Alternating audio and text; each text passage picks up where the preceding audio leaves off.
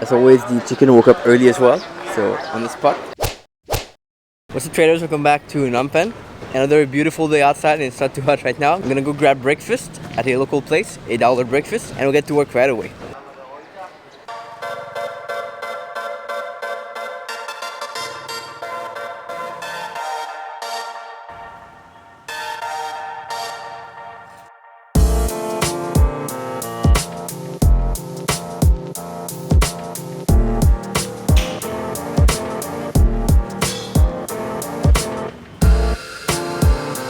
I was planning to go to the local restaurant that I went a couple of days ago, but I saw this place that just opened and we're gonna try it out, enjoy the beer, and see what that looks like.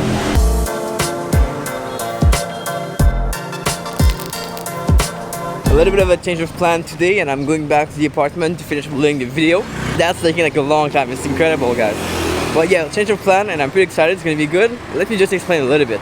A couple of days ago when I was in Singapore, I met up with Melvin. Melvin, if you're watching this, thank you for all the food and tour, that was awesome. Thank you very much. And comment below if you're watching this. Now, Melvin connected me with a guy, a trader here in Phnom Penh.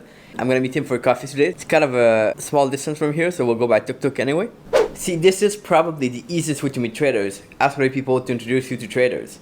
And there's a bunch of people I met that way, through either like my aunt or people that I knew who knew traders, and that's something you don't realize, but you need to ask. When you first of all tell people what you do, you trade Forex or you trade whatever thing you trade, and you ask them if they know someone, you're much more likely to get people to connect with and to be introduced to people, and that's awesome. And it's already time to get going, so let's get to that place.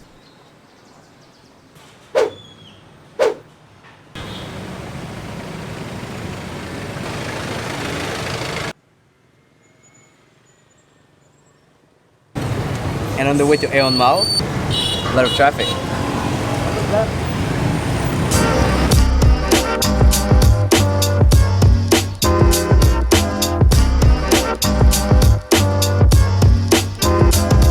I didn't know that would happen, but I'm gonna put some more gas so we can get to Aeon Mall without any problem, which is always better.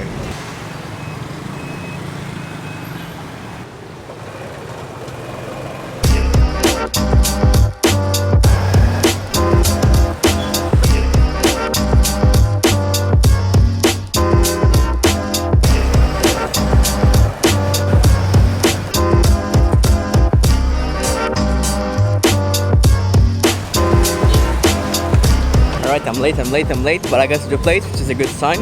And I hate being late, but I'm gonna try to get there as soon as possible.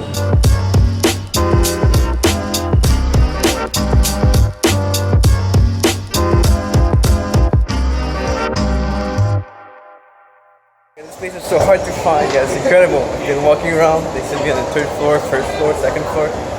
Crazy stuff. We'll find that place. That's the place, completely the opposite side. I got an email saying that my bus to Siem Reap tomorrow morning, 9:30 a.m. was cancelled. I don't know what to do. Okay, but that doesn't matter at all right now because I have to leave this place tomorrow morning anyway, in all cases, so let's get to pack everything. And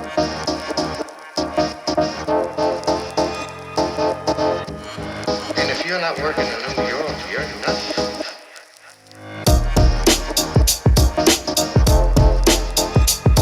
So sometimes you see those guys or traders who travel with like 5 different monitors. I personally only have one MacBook Air. This is the only thing I have to trade. But I also carry some of the things that I didn't carry these past trip and that I found pretty useful. A iPad, especially to read books. I found that it was a lot of trouble to carry books and everything that you have to open and like carry everywhere. So and it's really heavy also. So having an iPad when you can just read from there or just watch whatever you want to watch, videos. Really useful. But keep in mind that I don't use the iPad to trade, although I could use the iPad, like connect to my computer and stuff and have a monitor, but I don't use it for that. But it's possible. The other really important thing, and this is something I carry like all the time, is I have a hard drive like this.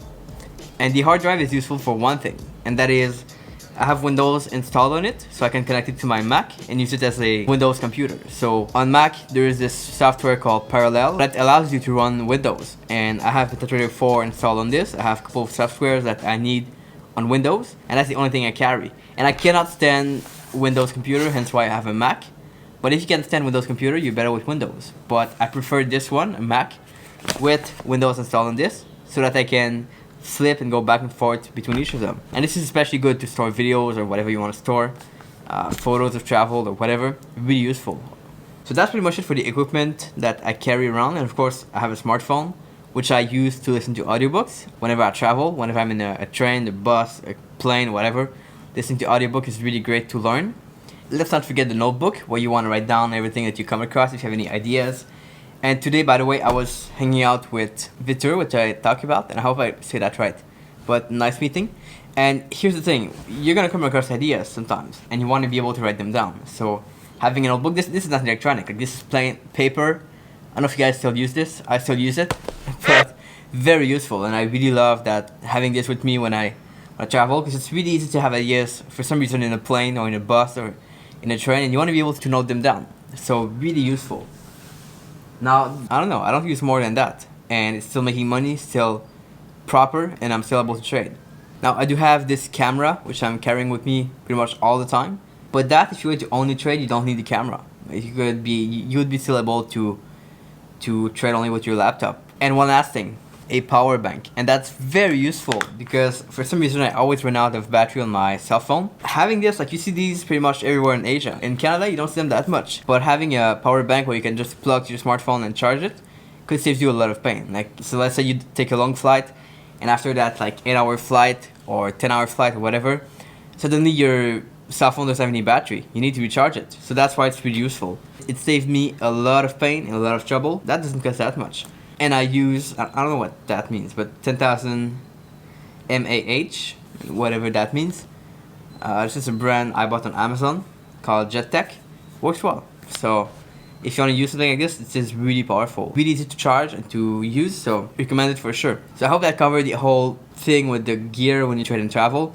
Nothing fancy, and I'm a big fan, as I said, in keeping things really simple, not making things too hard for nothing. The less you carry, the better it is. So now we have to fix the issue with the tickets for the bus. Let's get to work.